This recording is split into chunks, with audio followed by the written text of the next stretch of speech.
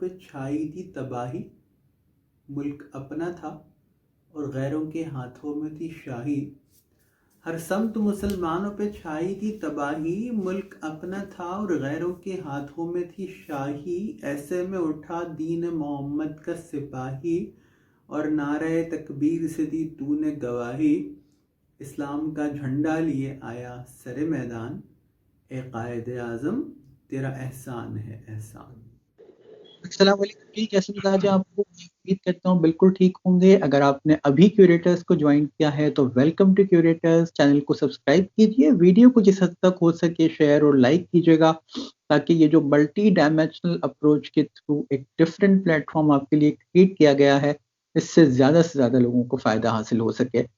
جیسا کہ آپ کو ابتدا سے معلوم ہو گیا ہوگا کہ آج کی جو گفتگو ہوگی وہ ایک ایسی شخصیت اور ایک ایسے حوالے سے ہوگی شبہ ہم سب کے لیے بحیثیت قوم ایک باعث فخر، ایک باعث افتخار۔ لیکن جو وطن قائد اعظم محمد علی جناح چاہتے تھے، کیا ہم اسی وطن میں جی رہے ہیں یا نہیں جی رہے، اس پر ایک طائرانہ نگاہ ڈالیں گے، جس کے لیے مجھے یہ اعزاز حاصل کہ میرے ساتھ شخصیت موجود ہیں۔ آپ ہیں، مکینک اسسٹنٹ پروفیسر ہیں گورنمنٹ انسٹیٹیوشن میں، آپ نے ماسٹرز کیا ہے اسٹڈیز میں، اسپیشلائزیشن ہے آپ کی نیوکلیئر فزکس میں۔ آپ نے ان کو بڑا پسند کیا تھا جب ہم نے ان سب پاکستان کی ایک ہسٹری کے بارے میں چھوٹی سی پاکستان اسٹڈیز سے ویڈیو بنائی تھی، تو ایک مرتبہ پھر ہمارے لیے باعث افتخار آپ کی تشریف آوری۔ ہمارے ساتھ ہیں جناب عثمان احمد خان صاحب۔ السلام علیکم سر، کیسا مزاج؟ وعلیکم السلام، اللہ کا بڑا کرم ہے۔ آپ سنائیے وقار، آپ کیسے ہیں؟ الحمدللہ، اللہ کا بہت کرم۔ کیسا لگ رہا ہے آپ کو ایک مرتبہ پھر اس پلیٹ فارم کے تھرو لوگوں سے مخاطب ہو کے، اور اپنا ذرا مختصر سا ویو بھی دیجیے گا؟ اب تک 6 مہینے سے زائد ہو چکے ہیں ہمیں، آپ کے نزدیک یہ پلیٹ فارم کیسا ہے؟ نہیں ماشاءاللہ بہت زبردست، پہلا تجربہ بھی بڑا شاندار رہا، اور میں تو آپ کے اکثر ویڈیوز میں دیکھتا ہوں، بہت کچھ سیکھنے کو مجھے ملتا ہے، اور ماشاءاللہ علم کی ترویج میں آپ اپنا کردار ادا کر رہے ہیں۔ آپ مختلف لوگوں سے، ان کے مختلف شعبوں سے متعلق رائے لیتے ہیں، لوگوں تک مختلف قسم کی معلومات پہنچاتے ہیں، تو آپ تو بڑا زبردست کام کر رہے ہیں۔ اور اسلام میں تو حصول علم کو بہترین عمل قرار دیا گیا ہے۔ اللہ تعالیٰ نے اپنے کلام کا آغاز بھی اقرا سے کیا تھا، اور علم تو بنیاد طور پہ سعادت مندی کا راستہ ہے۔ نبی پاک صلی اللہ علیہ وسلم نے فرمایا نا کہ علم حاصل کرو چاہے تمہیں چین کیوں نہ جانا پڑے، تو آپ کے ذریعے تو ہمیں چین نہیں جانا بلکہ گھر بیٹھے معلومات مل رہی ہیں۔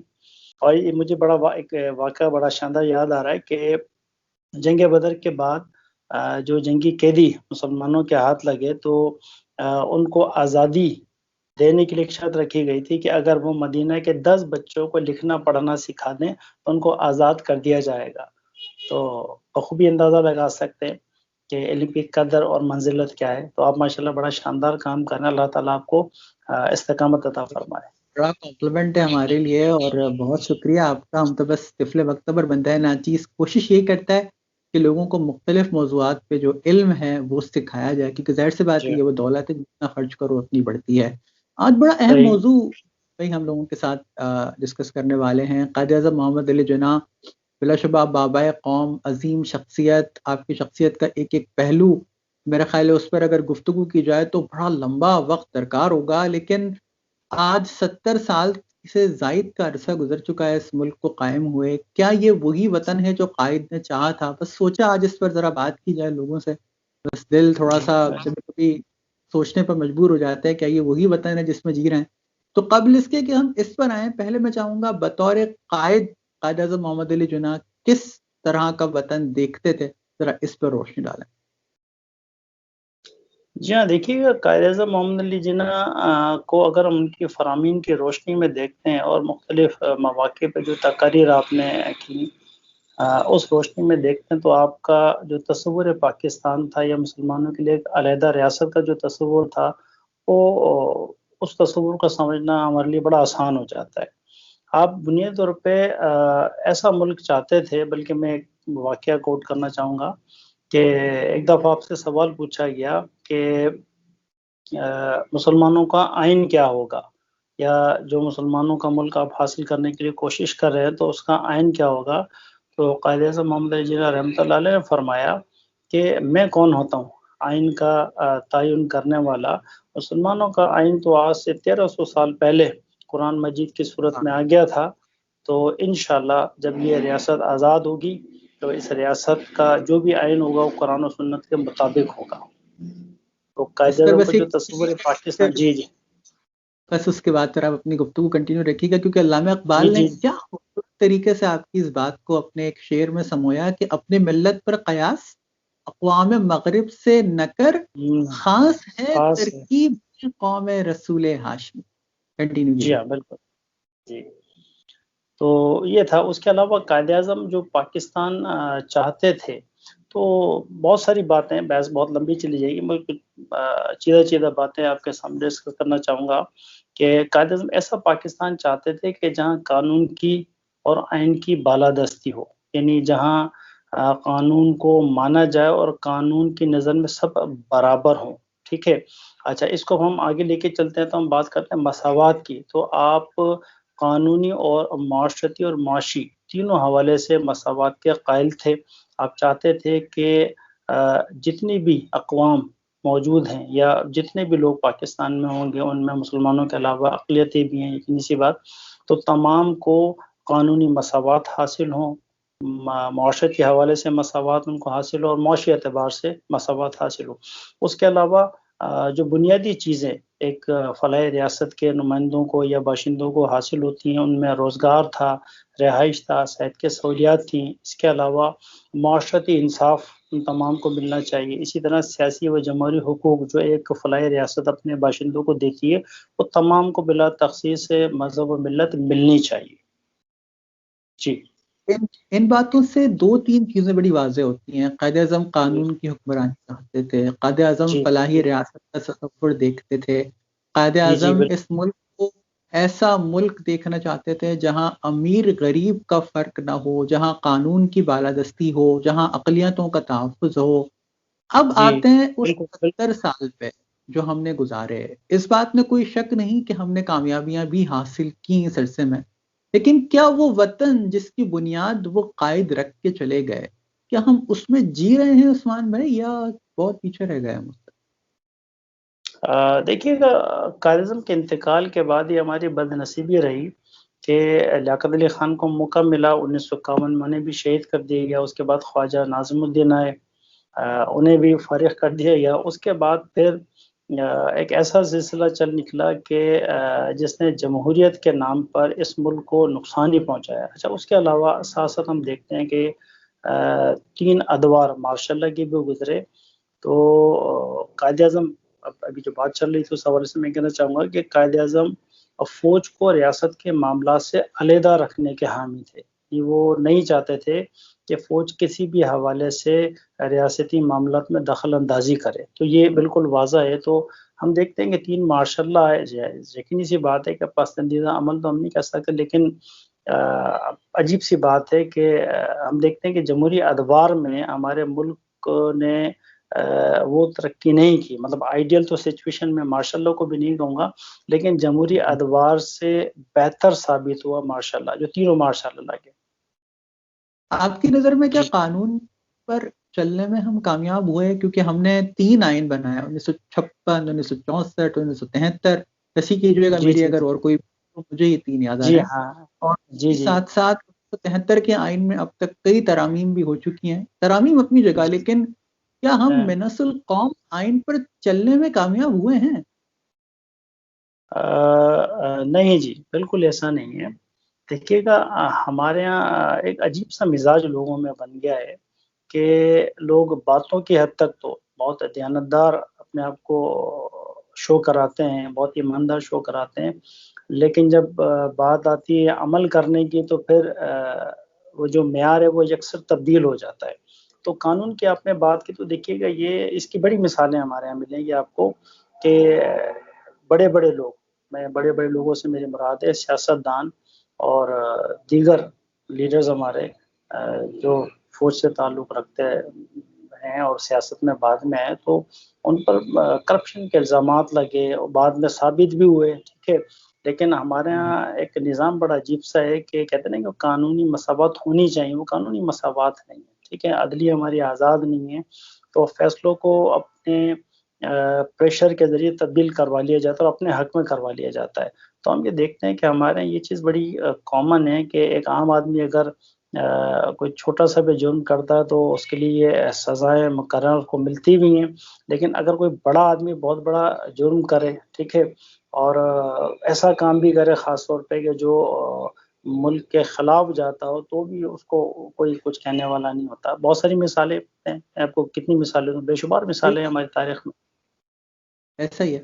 قائد اعظم محمد علی جناح الحمدللہ اس بات کا فخر کرتے تھے، اور ان کے ارشادات سے بھی یہ بات ہے کہ ہم وہ قوم ہے جو نوجوانوں پر مشتمل ہیں، اور ابھی بھی جی کم از کم ہماری قوم کا نصف سے زائد فیصد جو آبادی ہے وہ نوجوانوں پر جی مشتمل ہے.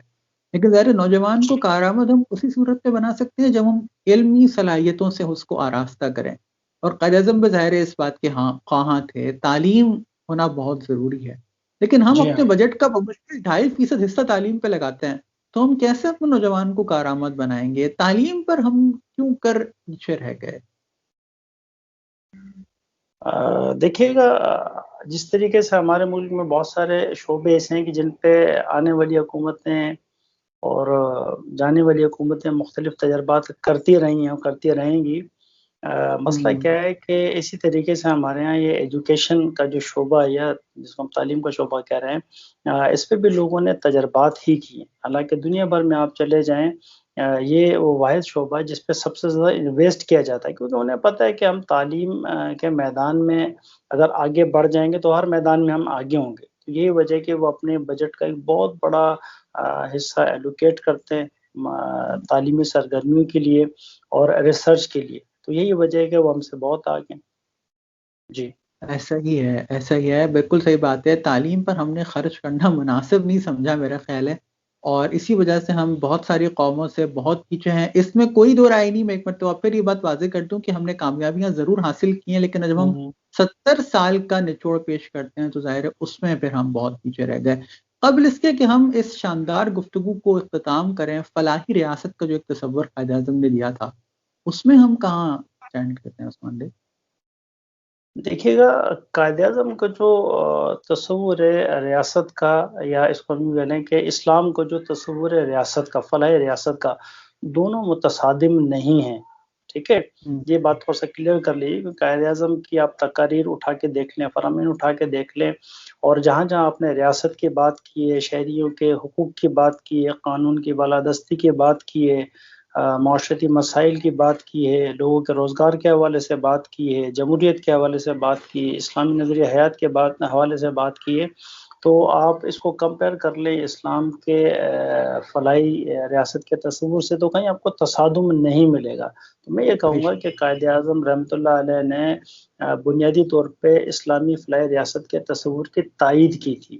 ٹھیک ہے جی، تو ہمیں کہیں تصادم نظر نہیں آتا. اچھا، اب جب ہم بات کرتے ہیں اسلامی فلاحی ریاست کی، تو یاد رکھیے گا کہ فلاحی ریاست کی بنیادی جو ذمہ داری ہے وہ اپنے شہریوں کو بنیادی سہولیات فراہم کرنے کی ہے. اب اس میں کیا کیا چیزیں آ جاتی ہیں؟ روزگار آ جاتا ہے، تعلیم آ جاتی ہے، صحت کی سہولیات آ جاتی ہیں. اگر اس کو کوئی قانونی مسئلہ پیش آ جائے تو انصاف کی فراہمی اس کی ذمہ داری میں شامل ہے. اس کے علاوہ مساوات ہر اعتبار سے، معاشرتی حوالے سے اور معاشی حوالے سے جو ناہمواریوں ان کو دور کرنا ایک فلاحی ریاست کی ذمہ داری ہے. تو قائد اعظم یہ تمام چیزیں اس ملک میں دیکھنا چاہتے تھے، لیکن بدقسمتی سے، ہماری بدنصیبی کہنا چاہیے کہ قائد اعظم محمد علی جناح کے بعد یہ تمام چیزیں جو ہے وہ نظر انداز کر دی گئی، اور آج ہم جس پاکستان کی بات کرتے ہیں اس میں ہمیں یہ خوبیاں نظر نہیں آتی، دور دور تک نظر نہیں آتی.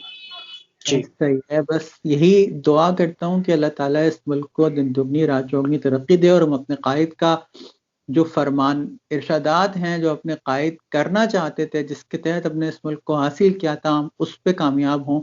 عثمان بھائی، آخری پیغام کیا دینا چاہیں گے لوگوں کو اس حوالے سے؟ جی، موضوع کے حوالے سے میں کچھ کہنا چاہوں گا کہ پاکستان 1947 میں وجود میں آیا، 1 سال کے بعد، یعنی اگست 1948 کی بات ہے. تو قائد اعظم نے شدید علالت کے باوجود سالگرہ کے موقع پر، یہ پاکستان کے سالگرہ کے موقع پر ایک پیغام میں فرمایا تھا کہ پاکستان ایک ایسی ریاست ہے، ایک ایسی حقیقت ہے کہ جس کی مثال دنیا میں نہیں ملتی. ٹھیک ہے. اچھا، اب اسے سال بہ سال نمایاں کردار ادا کرنا ہے، اور جیسے جیسے وقت گزرتا جائے گا تو ویسے ویسے ہم دیکھیں گے کہ پاکستان آگے بڑھے گا، لیکن اس کے لیے بنیادی شرط ہوگی ایمانداری، مستدی اور بے غرضی. یعنی ہم اگر ایمانداری کے ساتھ، دیانتداری کے ساتھ، بے غرضی کے ساتھ اپنی ذمہ داریاں پوری کریں گے تو پاکستان بہت آگے تک جائے گا. میں سمجھتا ہوں کہ قائد کا یہ جو فرمان ہے، رہتی دنیا تک جب تک پاکستان قائم ہے، ہر شہری کے لیے ایک مقصد ہے کہ وہ اس مقصد کو سامنے رکھتے ہوئے اپنی ذمہ داریاں پوری کرے. اللہ نے جو جو صلاحیتیں اس کو عطا کی ہیں وہ اپنے ملک اور قوم کے بہتری کے لیے اور ملک کو ترقی دینے کے لیے استعمال کرے.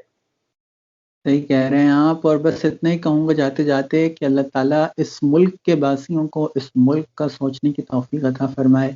آپ باہر جا کے آمین. تعلیم حاصل کریں، کسی نے نہیں کہا، لیکن ملک میں آ کے ملک کی خدمت بھی کریں، یہ بہت جی ضروری ہے. تو بس اس شعر کے ساتھ کہ خدا کرے کہ میری عرض پاک پر اترے وہ فصل گل کہ جسے اندیشہ زوال نہ ہو. اجازت دیجیے. اللہ حافظ and stay curious for much more.